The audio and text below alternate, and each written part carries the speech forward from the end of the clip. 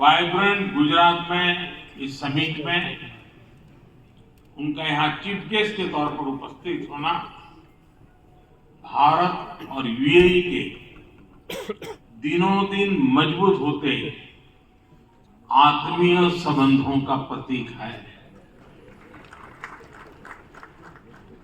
कुछ देर पहले हमने उनके विचार सुने। भारत को लेकर उनका विश्वास, उनका सहयोग बहुत ही गर्मजोशी से भरा हुआ है। जैसा उन्होंने कहा, vibrant Gujarat summit economic development और इन्वेस्टमेंट से जुड़ी जानकारियों और अनुभव साझा करने का ग्लोबल प्लेटफॉर्म बन गई है। इस समिट में भी भारत और यूएई ने फूड पार्क्स के विकास के लिए, रिन्यूएबल एनर्जी के क्षेत्र में सहयोग बढ़ाने के लिए, इनोवेटिव हेल्थ केयर में निवेश के लिए कई महत्वपूर्ण समझौते किए। भारत के पोर्ट इंफ्रास्ट्रक्चर यूएई की कंपनियों द्वारा कई बिलियन डॉलर के नए निवेश पर सहमति बनी। यूएई के सॉवरेन वेल्थ फंड द्वारा गिफ्ट सिटी में ऑपरेशन शुरू किए जाएंगे। ट्रांसवर्ल्ड कंपनी यहां एयरक्राफ्ट और शिप लीजिंग एक्टिविटीज भी शुरू करने जा रही है।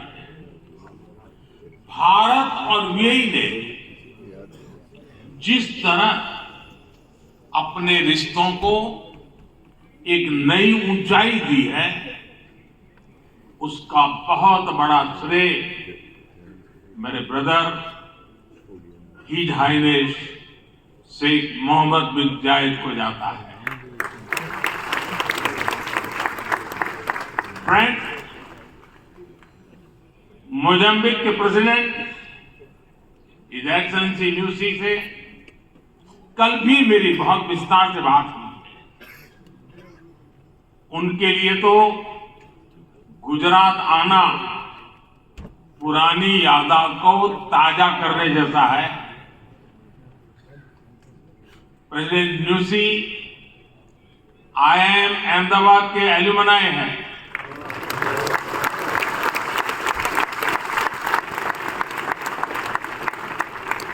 भारत के लिए गर्व की बात है कि हमारी G20 प्रेसिडेंसी में अफ्रीकन यूनियन को स्थायी सदस्यता मिली। प्रेसिडेंट न्यूसी की भारत यात्रा से हमारे संबंधों को तो बल मिला ही है, भारत अफ्रीका के बीच घनिष्ठता और बढ़ी है। साथियों, चेक के प्रधानमंत्री हिज एक्सेलेंसी पेट्र फियाला जी, ये पहली भारत यात्रा इस पद पर है। वैसे वो भारत पहले भी आए।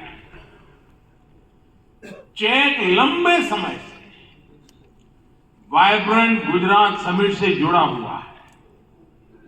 भारत और चेक के बीच टेक्नोलॉजी, ऑटोमोबाइल्स, मैन्युफैक्चरिंग जैसे सेक्टर्स में सहयोग लगातार बढ़ रहा है।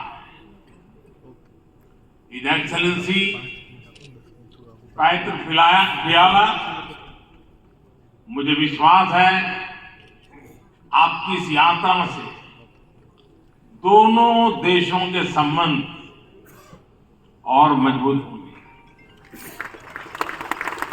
हमारे यहां कहा जाता है, अतिथि देवो भव, और प्रधानमंत्री के रूप में आपकी तो ये पहली भारत विजिट है। उम्मीद है आप बहुत शानदार यादें लेकर यहां से जाएंगे। फ्रेंड्स, नोबेल लॉरिएट और तिमोर लेस्टे के राष्ट्रपति हिज एक्सेलेंसी रामोस होर्ता का भी मैं भारत में स्वागत करता हूं। हिज एक्सेलेंसी रामोस का गांधीनगर आना और विशेष, आपने महात्मा गांधी के नॉन वायलेंस के सिद्धांत को अपने देश के स्वातंत्र संग्राम से जोड़ा है। आसियान और इंडो पैसिफिक क्षेत्र में तिमोर लेस्ते के साथ हमारा सहयोग बहुत अहम है। फ्रेंड्स, कुछ समय पहले ही वाइब्रेंट गुजरात ग्लोबल समिट को 20 वर्ष पूरे हुए हैं। बीते 20 वर्षों में इस समिट ने नए आइडियाज को प्लेटफॉर्म दिया है। इसने इन्वेस्टमेंट्स और रिटर्न्स के लिए नए गेटवे बनाए और अब वाइब्रेंट गुजरात ग्लोबल समिट की इस बार की थीम है गेटवे टू द फ्यूचर। 21वीं सदी की दुनिया का फ्यूचर हमारे साझे प्रयासों से ही उज्जवल बनेगा। भारत ने अपनी G20 प्रेसिडेंसी के दौरान भी ग्लोबल फ्यूचर के लिए एक रोड मैप दिया है। वाइब्रेंट गुजरात ग्लोबल समिट के इस एडिशन में भी इस विजन को और आगे बढ़ा रहे हैं। भारत I2U2 और दूसरे मल्टीलेटरल ऑर्गेनाइजेशन के साथ पार्टनरशिप को लगातार मजबूत कर रहा है। One world, one family, one future का सिद्धांत विश्व कल्याण की अनिवार्य आवश्यकता है। फ्रेंड्स, आज तेजी से बदलते हुए वर्ल्ड ऑर्डर में भारत विश्व मित्र की भूमिका में आगे बढ़ रहा है।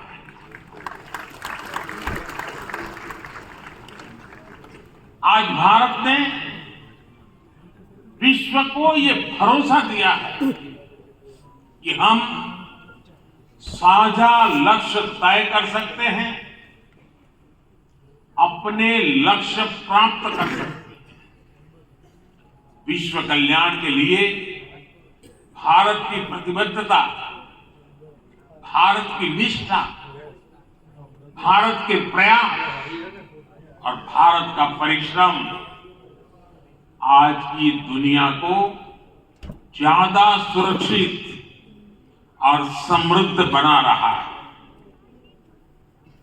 The world looks at India as an important pillar of stability, a friend who can be trusted, a partner who believes in people-centric development, a voice that believes in global good, a voice of the global south, an engine of growth in the global economy, a technology hub for finding solutions, a powerhouse of talented youth, and a democracy that delivers.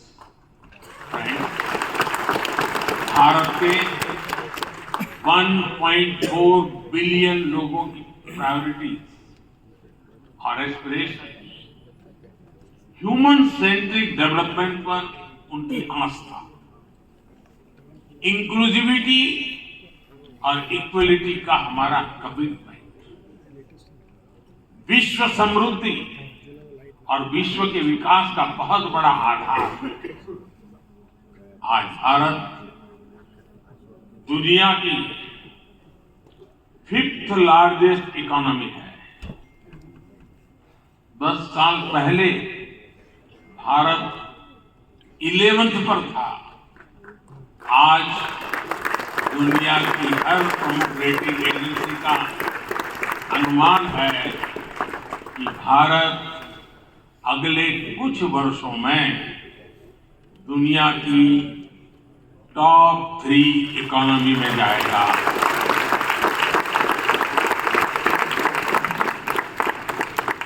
दुनिया के लोग जो analysis करना है करते रहे, मेरी guarantee है हो जाएगा।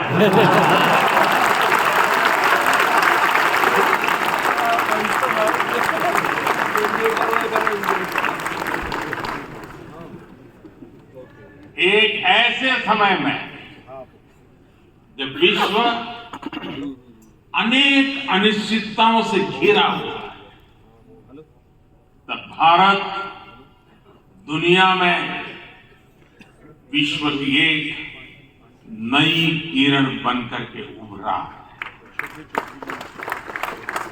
भारत की प्राथमिकताएं बिल्कुल स्पष्ट है। आज भारत की प्राथमिकता है sustainable industry, infrastructure and manufacturing. आज भारत की प्राथमिकता है new age skills, futuristic technology, AI and innovation. आज भारत की प्राथमिकता है green hydrogen, renewable energy, semiconductors, इसका पूरा इकोसिस्टम। इसकी एक झलक हम vibrant Gujarat global trade show में भी देख सकते हो। और मेरा तो आग्रह है कि ट्रेड शो जरूर देखें।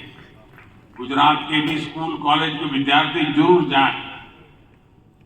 कल दिन में मैंने हिज एक्सेलेंसी न्यूसी और हिज एक्सेलेंसी रामोस होर्ता जी के साथ इस ट्रेड शो में काफी समय गुजारा है। इस ट्रेड शो में कंपनियों ने world class state of the art technology से बने प्रोडक्ट्स का निदर्शन किया है। E mobility, startups, blue economy, green energy और स्मार्ट इंफ्रास्ट्रक्चर जैसे ट्रेड शो में एक प्रकार से छाए हुए हैं कि जितने भी सेक्टर्स हैं इनमें इन्वेस्टमेंट के लिए आपके पास लगातार नए अवसर बन रहे हैं। साथियों, आप सभी वैश्विक परिस्थितियों से भली भांति परिचित हैं। ऐसे में आज अगर भारत की इकोनॉमी में इतना रेजिस्टेंस दिख रहा है,